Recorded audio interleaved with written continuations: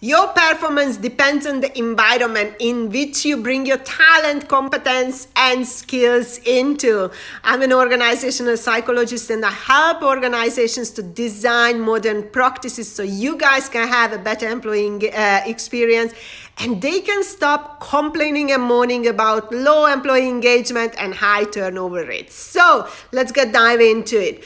Employee performance. It's most of the time depends on the environment. So you can be the best at in your field, but if the environment is not conducive for your talent and performance to manifest itself, you are not going to be able to deliver the result.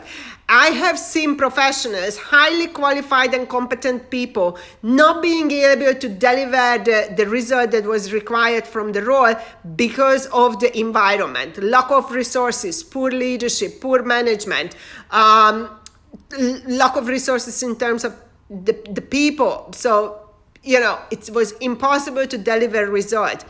And toxic environment, obviously. I have also seen people who didn't really see the potential in her, but because the environment was so supportive and everything was present, we brought the best out of that person. And then all of a sudden, she delivered something that none of us could have predicted.